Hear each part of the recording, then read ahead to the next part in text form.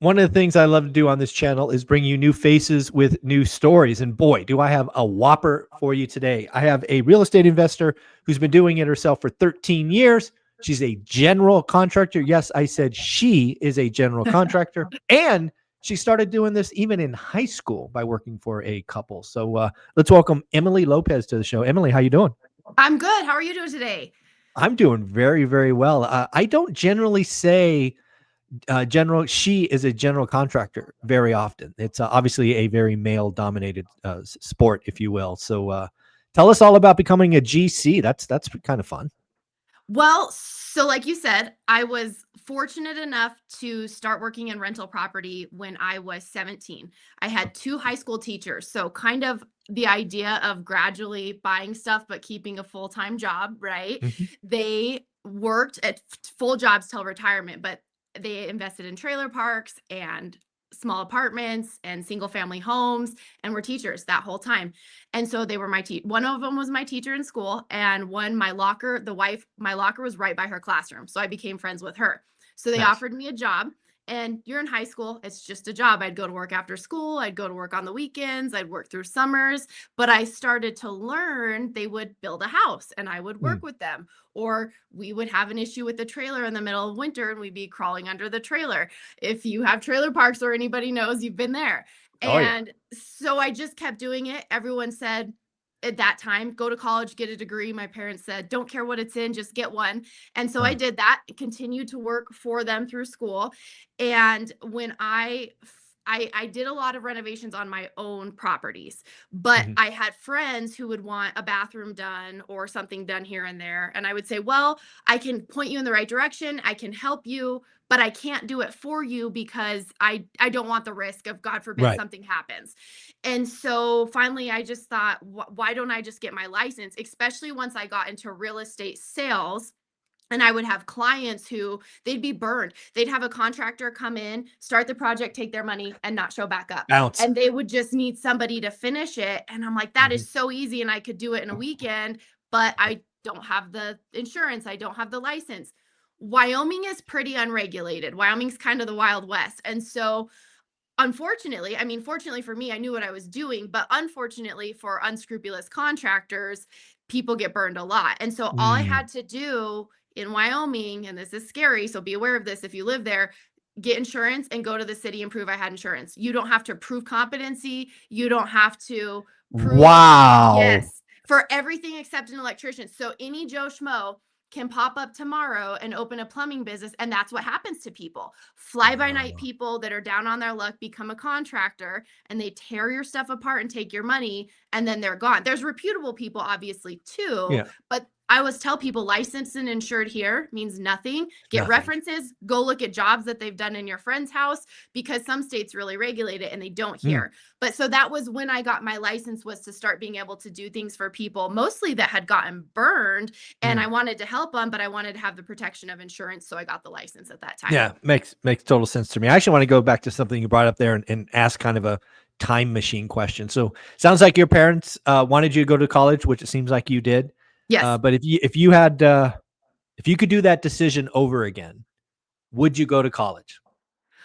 I would, because I met my husband in the town I moved to go to college, and he is one of the Okay. best decisions I've ever made.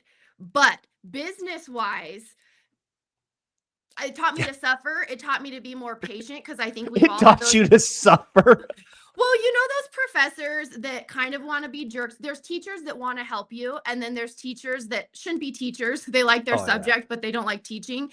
And to Yeah. work hard and suffer, and that there's people you're going to have to work with and deal with who are going to kind of have control over your future, and you have Mhm. to learn to play the game. I Yeah. think there was some politics, especially in grad school. I did not find that to be a great experience for me.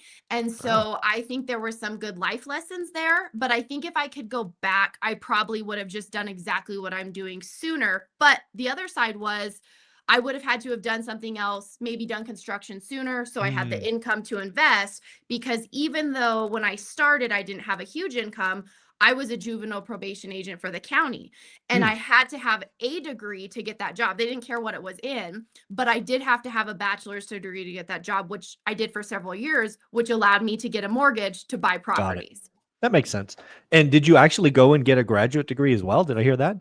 Yeah, so originally I wanted to be a professor, so I kind of have a Okay. useless degree. My degree is in history. So I wanted to get my PhD and go on and Oh, wow. teach at a Okay. university. But once I finished my master's degree and I was looking at moving on to do 3 or 4 more years of college, Mhm. they don't tell you when you're signing up for your master's, but then you start to realize how flooded that market is. And so I thought, Right. am I going to go to school for 4 more years and really struggle to find a job and have to move somewhere weird? And I thought, Mm. nah, let's not.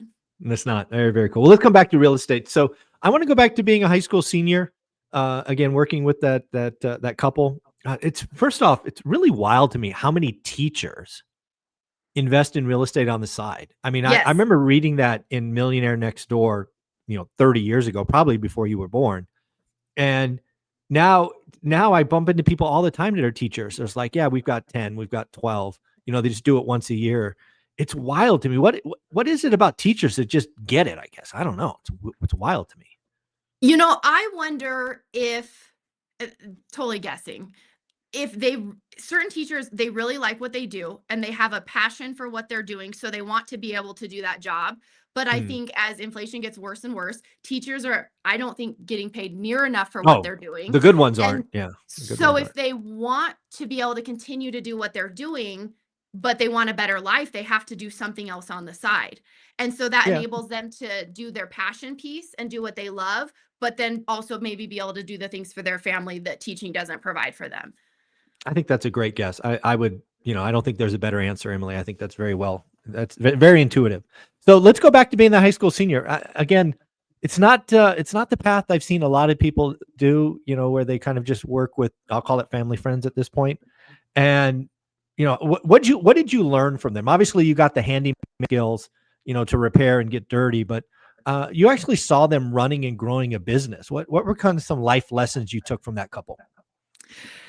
First of all, they're the most kind, generous people. So they work really, really hard, but I have seen them help so many people. And whether it's they actually have a polka band and they're in their 60s and 70s now, and now they Wow. still work on projects because first of all, they like to keep busy.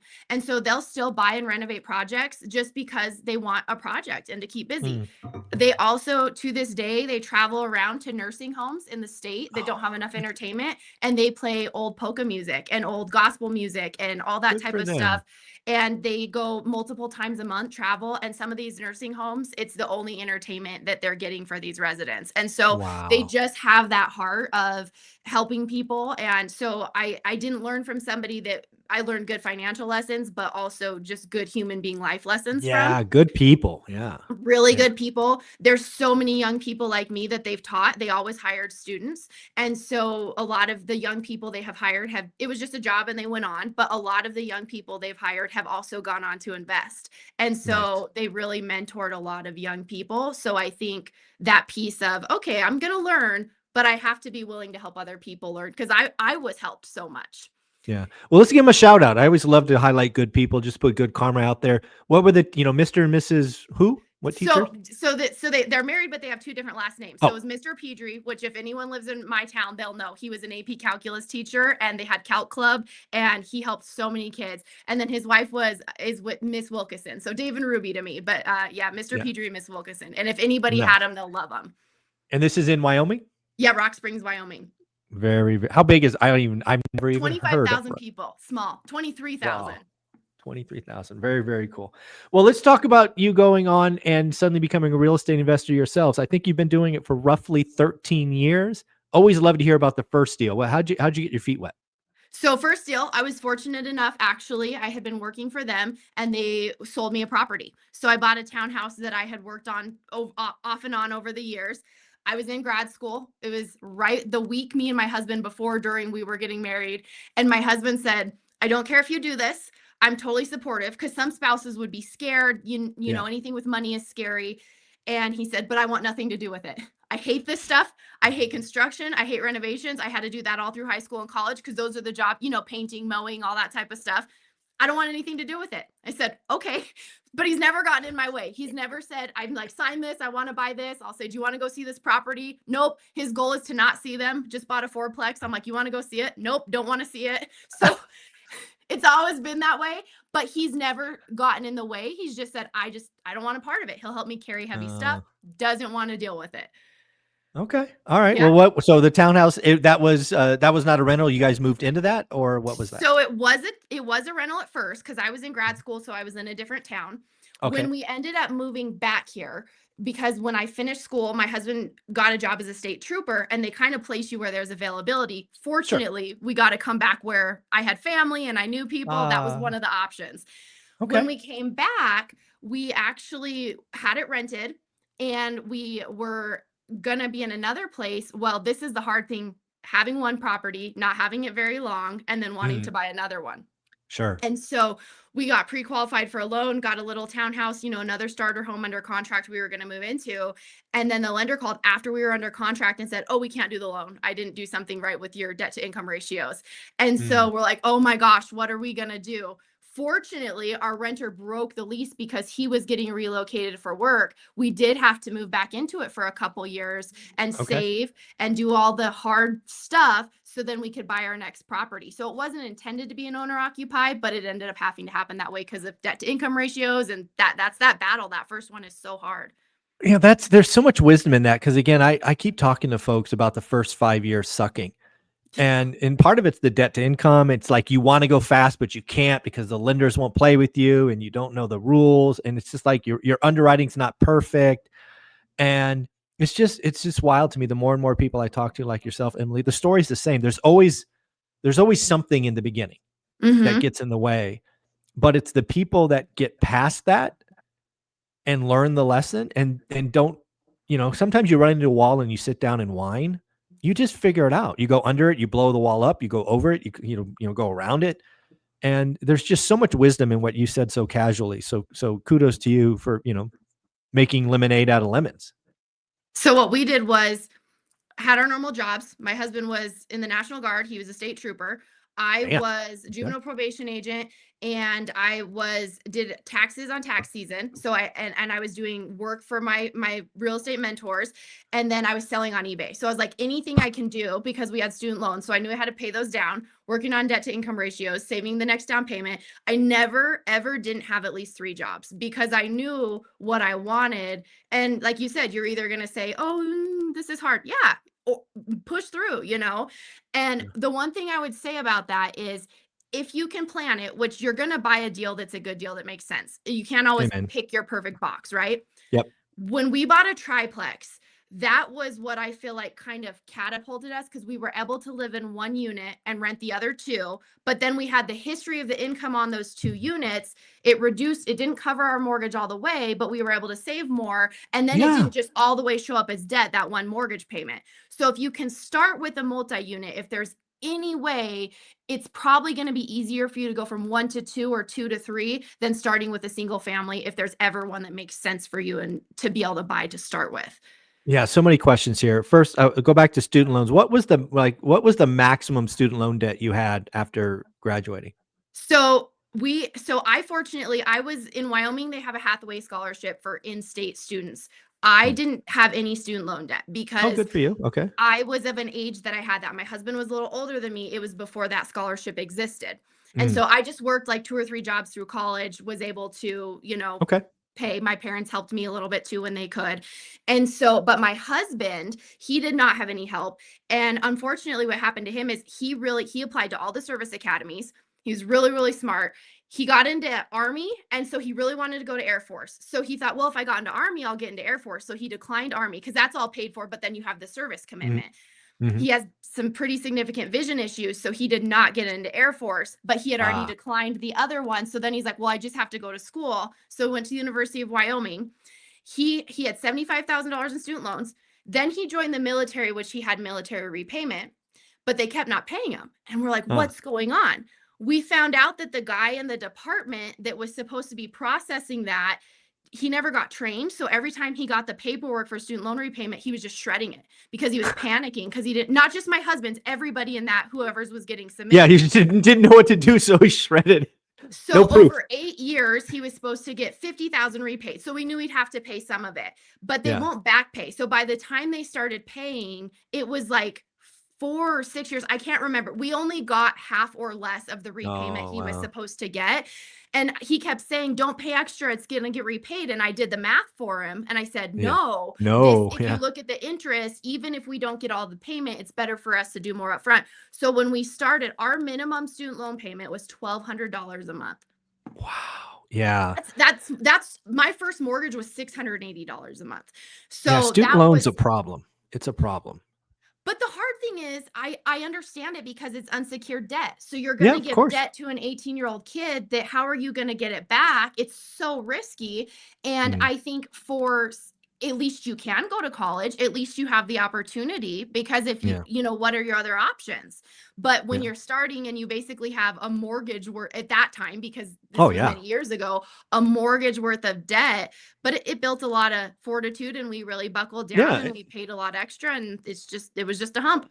Yeah, yeah, it's just just an event to get past. Again, you didn't have 3 jobs. You were always hustling. This is what it takes, right? Again, one of the ladies I interview, Casey from Brick by Brick, she did Etsy stores. Mhm. Anna Kelly did the thing you did. She sold the big house in Texas and moved into a fourplex with her 2 babies, as she tells the story. It's house hacking is such a hack. If you're at the point of life where you can do it, buying a fourplex or a triplex is just a hack. It just accelerates everything. And sometimes they're not, depending on where you live. Of course, some places are more expensive, but for us, we moved to an older part of town. We bought a triplex that was, at the time, I think it was $217,000, and I renovated everything. So Hmm. my husband said he wouldn't live in a renovation, so we stayed in our little townhouse, renovated the unit we were going to move into. We moved into that, and Hmm. then fixed up one of the other units as people moved out, fixed up the other units. But I wasn't buying a $650,000 property. I was still Right. buying a fixer that was financeable, because it's very different if you can get a loan or Oh, not get a loan on something. amen. I don't think people know that. They'll call because the house is really cheap. And then I'm like, well, but that's because it's not financeable. So you can't get a Yeah. loan. And so it was financeable, but it had things that scared people away. T-lock roofs, which at that time was the transition Hmm. where I don't know if people are familiar with those shingles. They're hard to insure, but Hmm. so I'm like, okay, that's fine. I could still get a loan on it. They just wouldn't insure my roof. So I knew I'd have to replace the roof out of pocket, things like that other buyers were saying no. And it had sat on the Right. market for a long time. Yeah. Again, you gotta learn the market. You got to figure out where you can create value. Look at a problem and make it a benefit for you, not a problem. These are all just mindset things, and it seems like you've kind of have that powerful unlock, Emily, which is fun for me to hear and listen to. It means you're gonna go wherever you want. So keep that attitude. Um, it's just so powerful to hear you talk. So thank you for that. This is fun. Thank you. Yeah. So where do you go next? So you got a townhouse, you get a triplex, you figure out house hacking is a cheat code.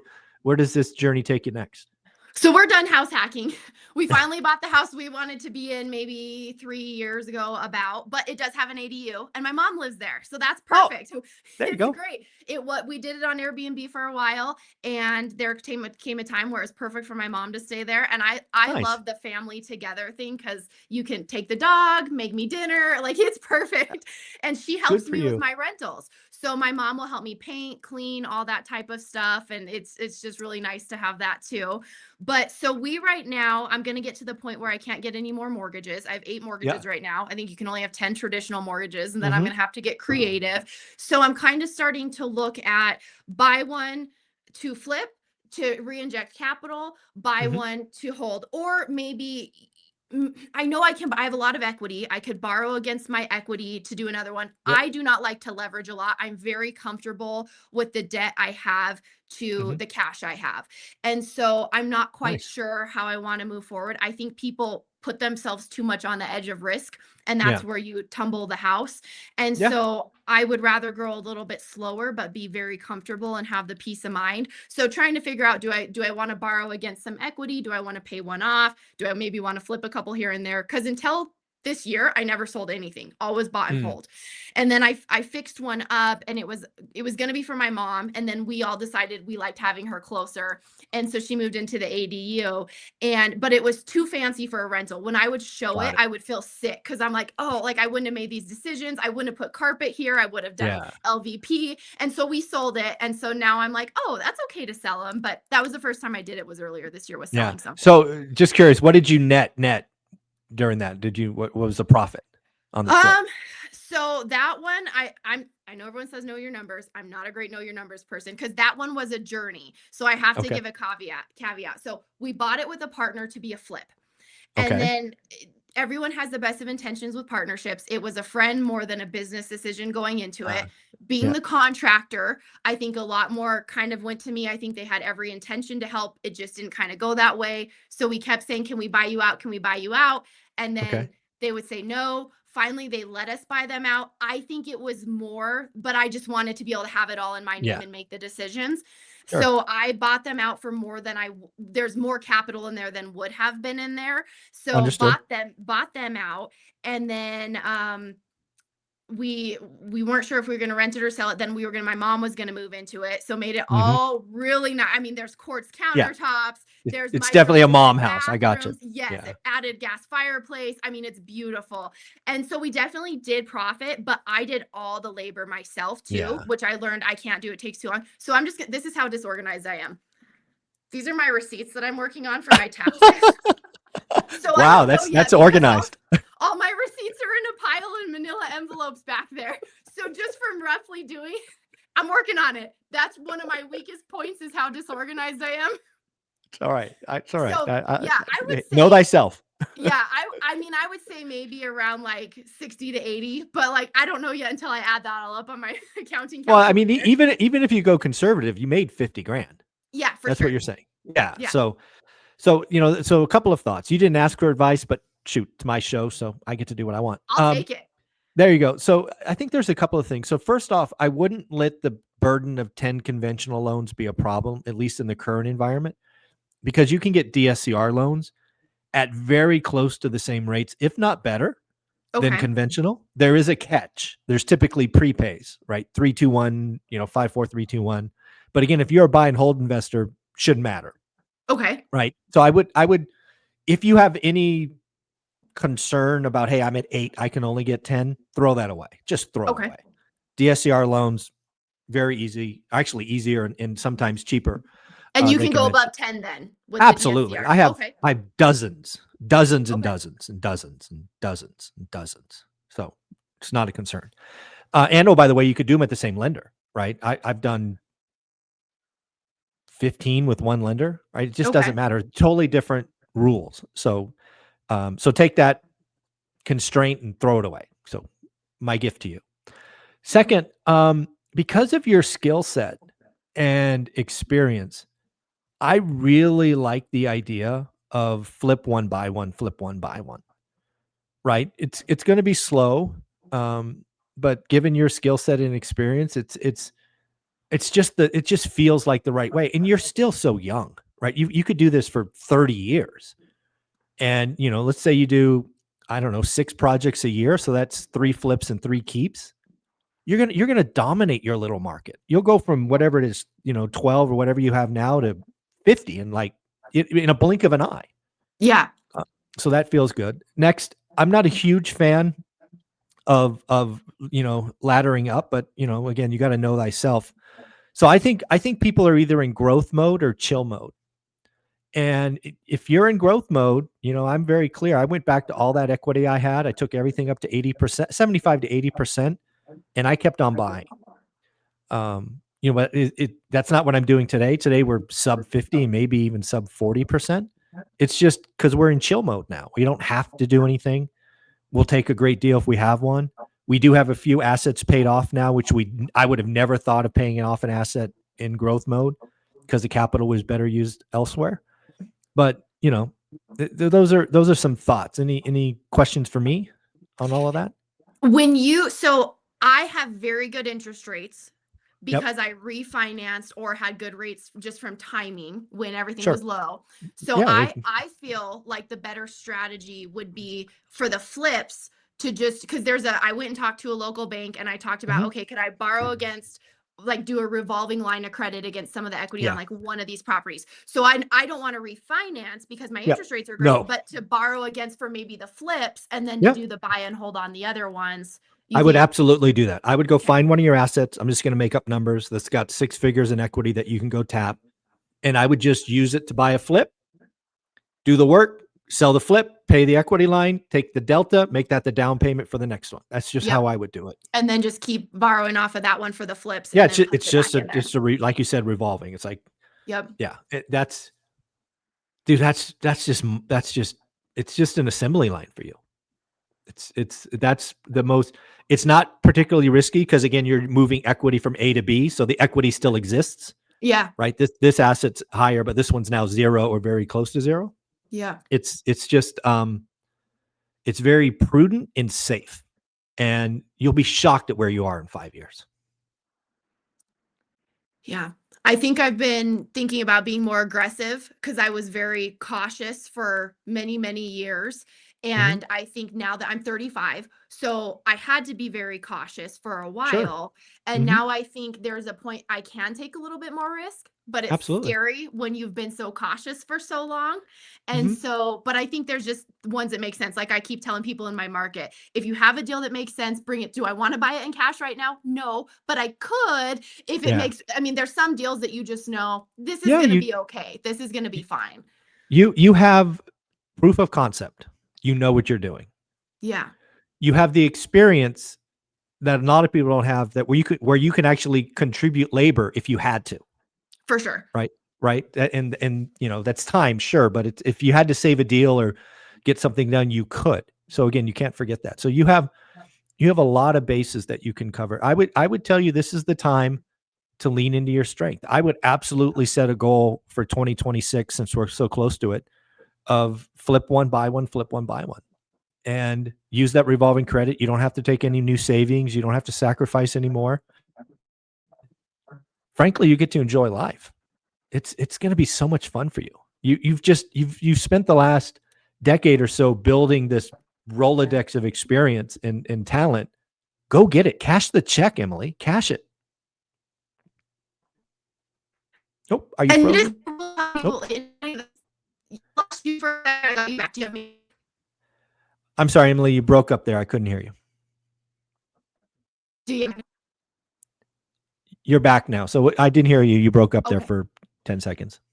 So all I would say is it is so hard. You said the 5 years. I feel like I had 10 years of, I knew it would work because I had a blueprint. I watched other people that had invested. I never for a minute didn't believe it wouldn't work. I just wanted it to work faster because I knew long-term I was going to build equity. I knew rents would go up. I wasn't refinancing. I wasn't pulling anything out. I never touched the money from our rentals. I always had a job. My husband always had a job. So all that money always was to go on to the next one. But I had 10 years of, wow, this one's only cash flowing a little bit. It's a little bit to save for the next one, and suffering and working hard and working till 2 a.m. because I had to get that one rented to go on to the next one. And if you do it, it will pay off. I think it's really hard when you're in it to see what it's going to be, especially if you don't have a blueprint in front of you. I knew it would work because I had examples in front of me. So just for people that are in the suck, my husband from the military also, embrace the suck. Yes.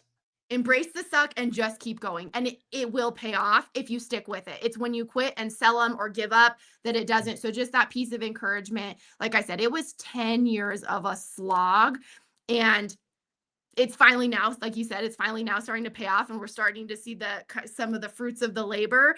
But you're not going to see it for a while. Just stick with it. I'm so glad you brought that up, because again, there's so many people that get into this. They get excited about the money, and then they're 2, 3, 4 years in. The money's it's a drip, right? It doesn't change their life, but oh, the water heater broke. Oh, somebody broke their lease. Oh, whatever. And they just can't get in that time machine and look 5 years ahead. You had role models that helped you know that you knew it would work. But yeah, that first 5 to 10 years, it's tough on everybody. Yeah, it is. It's hard. You just got to stick with it. Yeah. Emily, where can people find you, follow you? You're putting out a lot of amazing stuff. So if you want to be able to message me, Instagram, it's at emily.a.lopez. And I do try to respond to everybody, or at least you do. make a video I reached response. out. You did. Yep. Or make a video, so if someone has a real estate question, I won't share your name unless you say I can, and just say, hey, here's how I would deal with the situation. I have a YouTube channel where I share a lot of the construction pieces. So I thought if somebody wants to get in and they have to do the pieces themselves and they don't know how, and you have to replace a dishwasher or water heater or something like that, I think I have 300 and something videos over on my Damn. YouTube channel. Most of that's DIY, some real estate content. And that's at, what is it? At You Can DIY Home is the handle. And it's all Nice. just home renovation, DIY, bathrooms, build a shower pan. I mean, some of it's simple, some of it's really in-depth stuff. Oh, it's so amazing, Emily. It's gonna be fun to watch you grow over the next several decades. Thank you for being here. Have a great day. Thank you for having me. I appreciate it.